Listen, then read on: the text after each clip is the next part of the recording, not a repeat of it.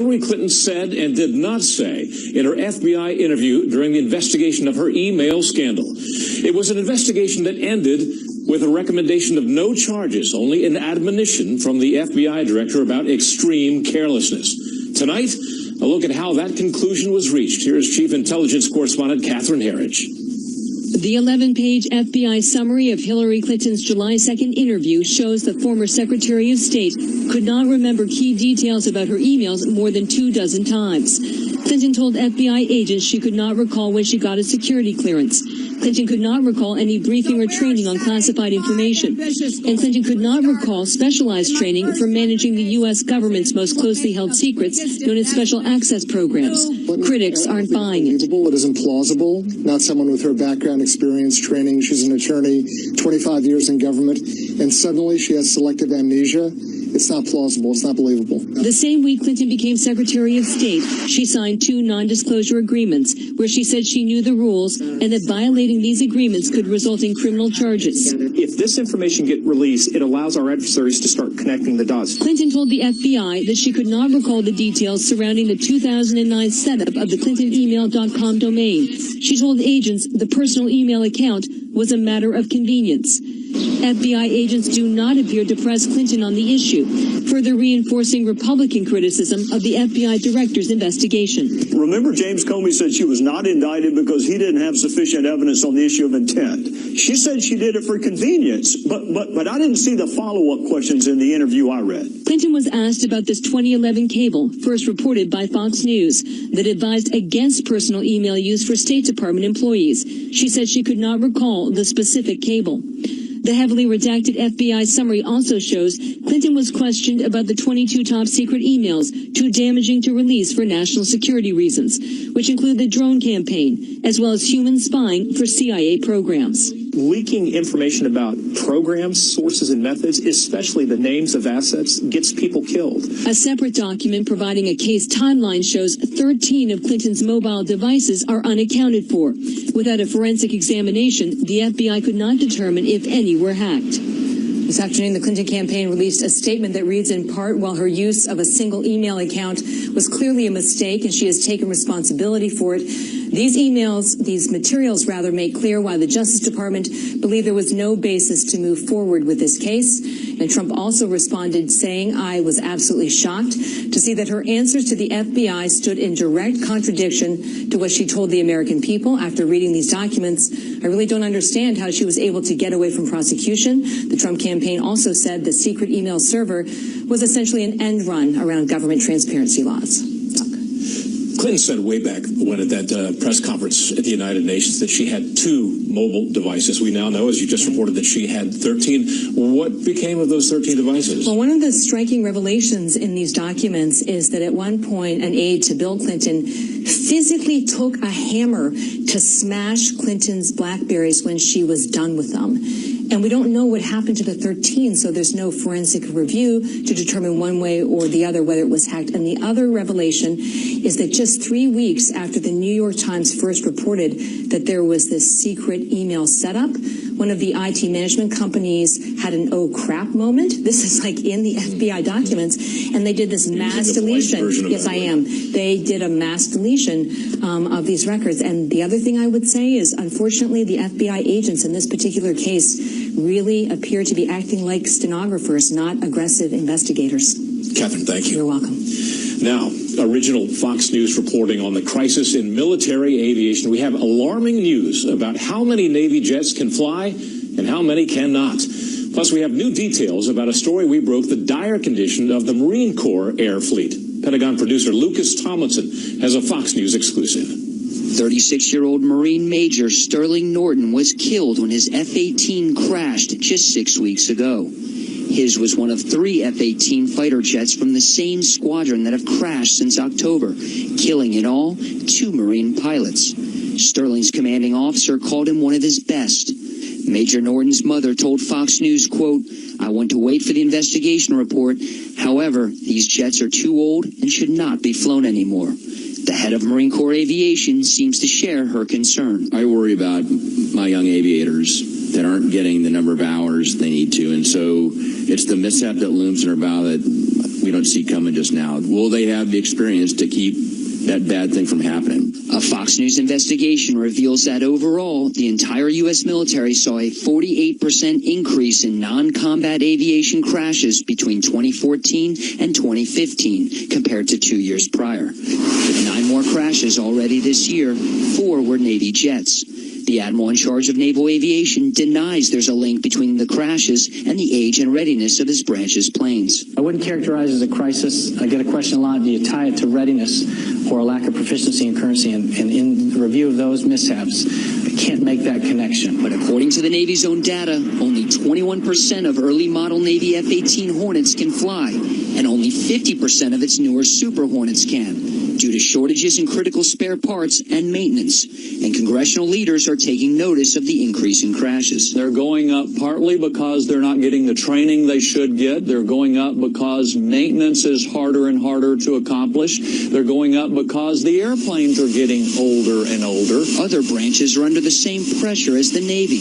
Only 2 of the Marines' 12 F-18 Hornet squadrons meet their flying hours. I'll tell you that in order to get to 75% mission capable, I need about another 366 airplanes in the Marine Corps. Right now, of the Marines' 273 F-18s, only 91 can fly. Hits to the military's readiness keep coming. Since 2009, the defense budget has been cut by more than $100 billion, while the high tempo of combat operations hasn't slowed. When the president sends more people to Afghanistan, more people to Iraq, he doesn't ask for more money. The costs just come out of the training, the maintenance, and the readiness of our force. So the problem is getting worse. The Pentagon disagrees. In a statement to Fox News, quote, "We have looked at our data and have not observed an overall trend in the increase of mishaps due to reduced training hours. Any increases we have observed are too small and over too short a duration to categorize." F-18s were designed for 6,000 flight hours, but they've now been extended to 8,000, awaiting the new Joint Strike Fighter. The head of Marine Corps Aviation tells Fox News he'd love to buy new jets faster if he could, but the money isn't there. Doug? Our Pentagon producer, Lucas Tomlinson. Thank you, Lucas.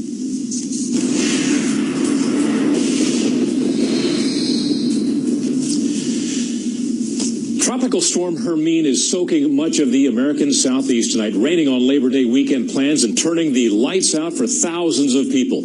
Tropical storm watches and warnings have been issued up and down the East Coast as far north as Connecticut. Hermine made landfall early this morning in Florida as a Category 1 hurricane. 1 person has been killed thus far.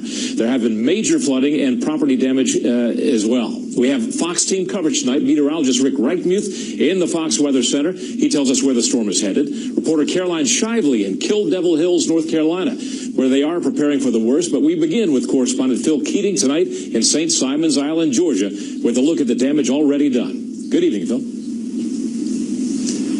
Good evening, Doug. This island sits about 200 miles from where Hurricane Hermine slammed into the Florida Panhandle. Still, residents here say the winds were, quote, insane throughout the day as Tropical Storm Hermine marched north through Georgia. Her ferocity felt here diminished dramatically. Now Hermine heads towards 23 million Americans this holiday weekend. Across the Florida Panhandle, evidence of Hurricane Hermine's impact litter towns like Cedar Key. Flooded streets, busted doors, and broken windows. One resident taunted the storm, spray painting this boarded up window. "Bring it on, Hermine." And she did. 80-mile-an-hour winds, heavy rains, and 5-foot storm surges along the Gulf Coast. Well, we usually have sandbags up and everything to make sure we're prepared for it, but, I mean, it came to the walls. I mean, there's no way to prepare for that much storm surge coming in. Many people wisely evacuated ahead of the storm. One who didn't, a homeless man in Leon County, Florida, died when a large tree crushed his tent. In Tallahassee, hundreds upon hundreds of downed trees blocked roads, broke through roofs, and toppled power lines. This is what it is. You just listen and watch. If it gets bad, you leave. If you think you can ride it out, ride it out. Florida Governor Rick Scott said 300,000 people lost power. Many won't have electricity returned for perhaps days. We will spend the coming days assessing the damage and responding to the needs of our communities and Florida families. But the number one thing is to stay safe. After downgrading to a tropical storm, Hermine still packs a punch. Rough surf and bands of wind and rain whipping the Georgia coastline on Hermine's march north through the deep south. For millions this holiday weekend, there is no fun in the sun. About every 45 minutes, transformers were blowing until about 6, 4 in a row. That was it. Just a lot of wind and 5 to 10 inches of rain, bringing life-threatening flash flooding and tornado possibilities up the East Coast. And tens of thousands of Georgians tonight are also still without electricity thanks to all of those transformers that blew up in Hermine's winds and rain. Doug? Phil Keating in St. Simon's Island tonight. Thank you, Phil. North Carolina's barrier islands are now bracing for a heavy hit over the weekend. Reporter Caroline Shively is in Kill Devil Hills, North Carolina. Good evening, Caroline. Hi there, Doug, and we're already feeling the beginning of what Florida got last night and what Georgia and South Carolina have been feeling throughout the day. The rain's coming at us sideways. The winds are picking up, but the biggest change I've seen since this morning are those waves. Check out the whitecaps. The waves are getting bigger, meaner, and uglier by the hour. We're expecting a storm surge between 1 and 3 feet before this thing hits us sometime tomorrow morning. You add that with the rain totals, which have gone up over these last few hours. We're expecting 5 to 8 inches of rain. We could get up to 12 inches, and that's a problem. Think of the vulnerability of these islands here. It's this pencil-thin stretch of sand. We have the Atlantic at our back. We have the Sound at our front, a very low-lying area, which could be overwhelmed. The winds as well are what we are really worrying about. We could get between 45 mile per hour, 50 mile per hour winds with gusts of even higher than that. So plenty of folks out here taking pictures, walking around, enjoying the surf now, but things should get uglier overnight. Doug, back to you. Caroline Shively on the Outer Banks of North Carolina. Thank you. Well, let's find out what Hermine will be doing this weekend. Meteorologist Rick Reichmuth at the Fox Weather Center in New York. Good evening, Rick. Hi, Doug. Yeah, Caroline is right. It is going to be much worse across the Outer Banks overnight tonight. Center of the storm right here across parts of South Carolina, where we've seen over 10 inches of rain. Some spots cause a lot of flooding, and tornado concerns will continue to be the case throughout the evening as the storm kind of continues to rotate on shore. When that happens, that rotation from the storm causes additional rotation, and we start to see a little bit of tornado activity with the friction of the land. This will continue to pull off towards the northeast as it does. Heaviest of the rain is going to be across North Carolina throughout the overnight and into the start of the day tomorrow. Some spots there, likely 8 to 12 inches of rain, and that is going to be causing the continued threat for flash flooding. Where you see that red, we have flash flooding going on as we speak. All right, here's the track of the storm. By tomorrow afternoon, it is off the shore of the Outer Banks there. Then it settles in across parts of the Delmarva Peninsula, just to the eastern areas of New Jersey, and it settles in here for a while. Some indications we will likely see the strengthening back to hurricane strength winds right here off the shore of Jersey, likely not making a landfall, but bringing a lot of water in. Because of that, we have tropical storm warnings in effect all the way through the Jersey coastline, tropical storm watches for New York City, Long Island, coastal areas of Connecticut. We're going to see a lot of water being pulled in here. This is wave heights. Take a look at what happens here. This yellow here, Sunday evening, we're going to be watching waves potentially 25 to 30 feet high coming in across the Jersey shore there. Keep in mind, we had all the damage from Hurricane Sandy before, and people like to get out this weekend to enjoy the last weekend of summer, Doug. It is not going to happen. Potentially a lot of damage here, and a really serious situation going on for folks along areas of the Mid-Atlantic into the Northeast for this last summer holiday weekend. All right, Rick, thank you very much. Keep us posted. We will be watching. A major slowdown last month in hiring is calling into question the Federal Reserve's plan to increase interest rates anytime soon. The U.S. economy added just 151,000 jobs last month, and that led to surprisingly positive numbers on Wall Street. The Dow gained 73, the S&P 500 was up 9, NASDAQ finished ahead 23. And for the week, the Dow, the S&P, and NASDAQ were all up about a half a percentage point. And we'll be talking to Trish Reagan a little bit later on about that. Samsung is recalling its new Galaxy Note 7 smartphone because some of its batteries have exploded or caught fire. The phones are being pulled from shelves in the U.S. and in 9 other countries just 2 weeks after the launch time. Samsung says there have been 35 instances of phones catching fire or exploding, but so far, no injuries. The company is not saying whether owners should stop using the phones. Coming up next, Donald Trump targets the minority vote. And now to America's election headquarters and Donald Trump shifting his emphasis from immigration to the economy and racial politics. Chief political correspondent Carl Cameron begins our coverage from New York tonight. After receiving his second classified national security briefing at FBI headquarters in Manhattan, Donald Trump flew to Philadelphia for a roundtable discussion with African-American community, business, and religious leaders. The latest Fox poll shows Trump with 12% of support among black voters, but other polls have him in the single digits. He also met today with an African-American mother whose 20-year-old daughter was savagely murdered execution style in a Newark schoolyard by a gang of illegal immigrants. We're the only hope. We're the only ones that know what's going on with illegal immigration. Hillary Clinton has no clue and doesn't care. Trump's African-American outreach takes him to Detroit tomorrow, where he'll tape an interview with Bishop Wayne T. Jackson for the Impact Network, the nation's only African-American owned and operated Christian TV channel. Bishop Jackson submitted his questions to the campaign in advance, and Trump aides scripted the answers.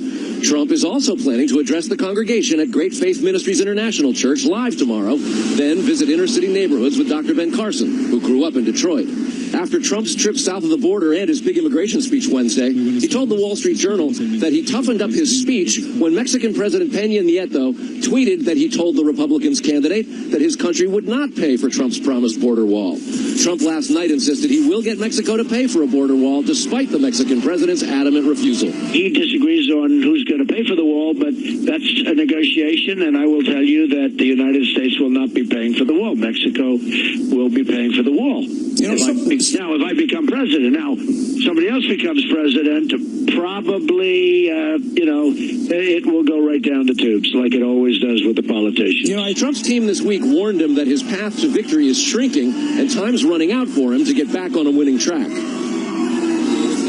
And the Trump campaign recently complained to the Republican National Committee that it was not opening up enough campaign field offices in the key battleground states. Turns out, the party was waiting for the Trump campaign to sign the leases, and now they're scrambling to play catch up. Doug? Carl Cameron outside Trump Towers in Manhattan tonight. Thank you, Carl. Americans' election headquarters in depth tonight. Donald Trump in Detroit. It is part of the Republican nominee's outreach to minorities in general and to African Americans in particular. Correspondent Peter Ducey is in Detroit tonight with what residents think about Trump's visit.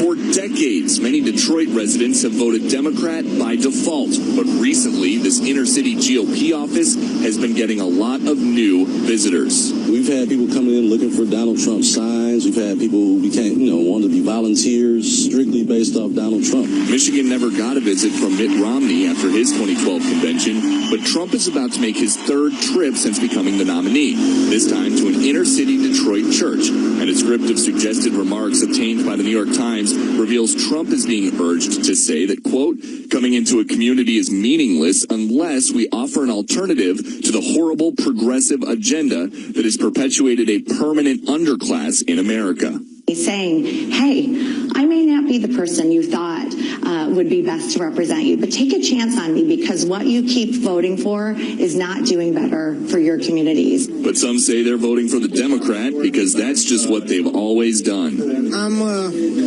fourth generation Democrat. I don't have anything to lose, but with him, I don't have a lot. I don't feel like I have a lot to gain. And, if it's a 50-50 borderline, I think I'm going to stick with my past history. You don't think that there's any kind of an appetite to see what else somebody else might be able to do? No, not right now.